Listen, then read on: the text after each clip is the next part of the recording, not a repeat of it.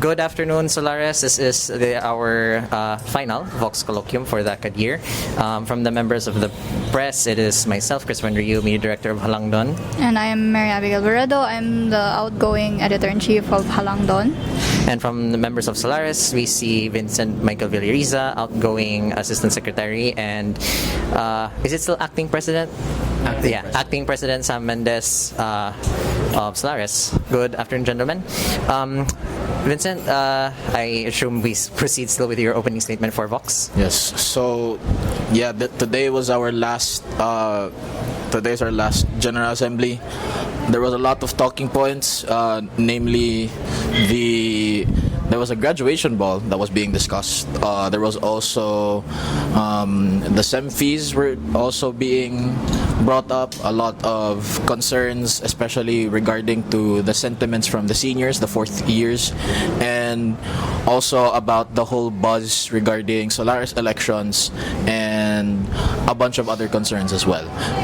I believe that we really answered to the best of our ability with the most context and the most information we can offer without jeopardizing any semblance of integrity when it comes to confidentiality and other matters. We got the point, and I hope that the student body recognizes that we tried to make that point. And I guess we are ready to take questions. Mm-hmm. Okay, so I think this is an iteration of the first question that's always asked during Vox Colloquium. But do you believe this academic year to be a successful one? I'll have two answers for that. Number one is, of course, the organization as a whole regarding objective facts and the figures and, of course, the platforms that were addressed. Overall, if I had to give it a 1 to 10, 10 being the most successful, 1 being the least, I would give it a 6. Because despite the challenges, despite the disasters and all, like the oil crises and stuff, we still managed to pull off some activities. We even still managed to have a dialogue, a platform to be given to the student body via general assemblies. And of course, there was still some activities within the sub-organizations. So not all is lost. For me personally, as an assistant secretary, I believe I performed to the best of my ability, especially when it comes to assisting in clerical matters and executive matters. And overall, Solaris just had there was a mixed response when it came to the term. And I'll now pass the microphone to Sam for his answer.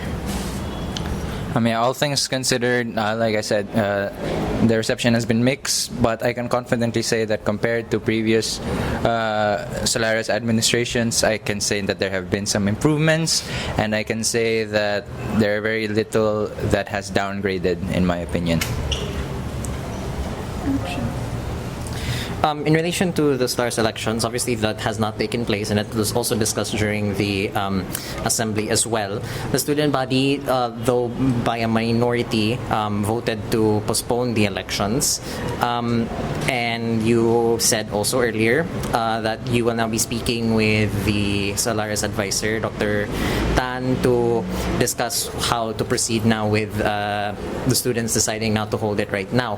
What will you be asking Dr. Tan specifically? I'll be asking for the immediate next steps for the plans about, what will it look like. Obviously, I cannot participate as some sort of COMELEC head, and so it has to be some independent party. Obviously, the officers, their term has expired, and so I'm assuming that the extent of which will help is not consultant. It's not constitutionally demanded of us. But sorry, because in that case, would it be correct to assume then that there is now a power vacuum in Solaris after today? I think by definition, there's no one. There's no one in charge. How's that going to work then? Would the de facto officers just be in an acting capacity until the new officers are elected? Or are they relinquishing their duties? Once the semester ends, we will cease to be the officers, and we will. I'm saying this out of our the capacity of which we will help will be just our own independent correspondence, but like this is not a duty of ours, that we are not beholden to it. But of course, since we do love this department, we will help out however we can. You state that, but the deadline for the fees was pushed until the end of the summer term. If there are no Solaris officers by the summer term, how will those fees be settled then? Ideally there will be.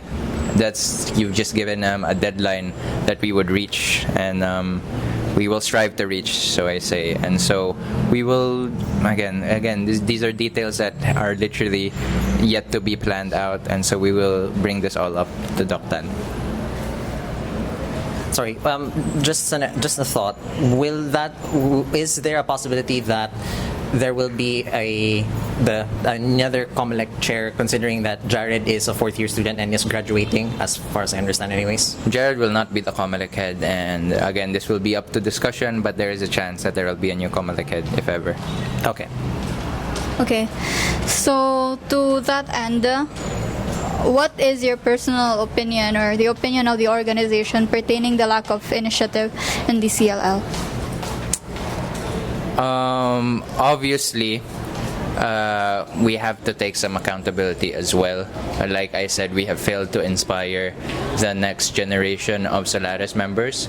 But also, I think it's worth knowing that with the calamities and crisis in the state of the world right now, people have taken inventory on what they deem is important to them. And of the many people that we've approached, they have manifested their faith in their capabilities of doing so, that they have what it takes, but they would much rather do something else. They would much rather lead another org. And so that's a big factor as well. Do you have a response to that, Vincent? Can you repeat the question again? Your opinions on the lack of... So my opinions on just the whole Solaris as an organization being a power vacuum. As a mother organization, the reason, like if you go into retrospective, there wasn't really a communications program before, like, back in EMA, English Majors Association. So it made sense for an organization, or to have two programs, LCS and ELS, to have a mother organization, because there were very few back then. And skip to mga 10 or 11 years later, it has become Solaris, and there has been a lot of transpirations, a lot of there was a bunch of flourishing numbers because communications got added, DOL suddenly got changed into DCLL, and then there has been overall a lot of activity within the programs.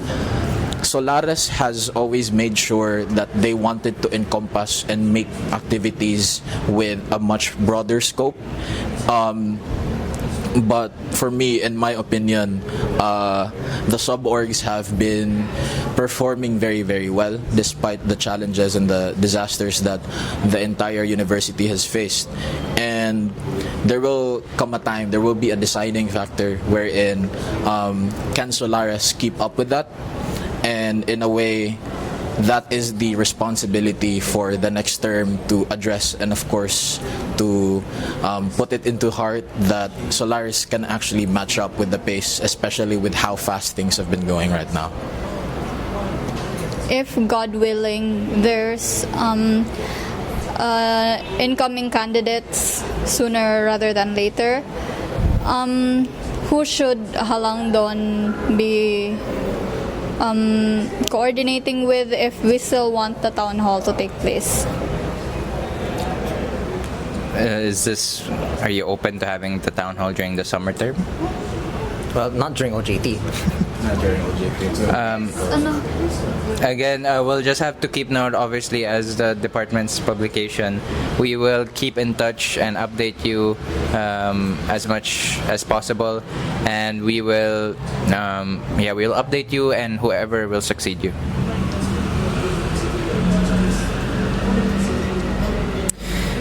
What are some of the options then that you will be exploring with Doc Tan in relation to the succession, considering that you yourself have the opinion that the officers right now will no longer be officers of Solaris after tomorrow, which is the end of the semester? That is not an opinion I have. That is constitutionally. That is a constitutional mandate, okay. It's constitutional mandate. We will not be officers come tomorrow. Again, I can't really speak to the future yet. I am yet to talk with Doc Tan, and we're all gonna hash it out later today. That's why I'm asking, like, what are some of the options you're exploring then that you will be, putting to Doc Tan for evaluation? I can't really say right now, Christoph. We'll just let you know when you can know. Okay. Is there anything else? Zach Valyar. He's still on leave. I assume he'll be on leave until the end of his term. Yes. And is there anything else? Right. The resignation of Ann Colon took place between the last Vox and this. What happened with Ann Colon? Because there seems to have been a veiled, how do we put it? There seems to be something within her resignation letter that hints to internal and external factors causing her resignation. We're not gonna get into the details of that, but at the end of the day, Ann Colon resigned for the betterment of her own mental health and whatever she was going through, and we support that resignation, obviously. But we will not discuss further into that. Mm-hmm. With her resignation, how did the workload of the Treasury, how was the workload of the Treasury divided, considering that there was no replacement treasurer that was appointed? Obviously, the other finance officer, the auditor, being Mika Chavez, took charge with a lot of responsibilities, but in general, the responsibilities of the treasurer was divided amongst the entirety of Solaris Execom in terms of keeping track of the funds, collecting the funds, documenting, and all that.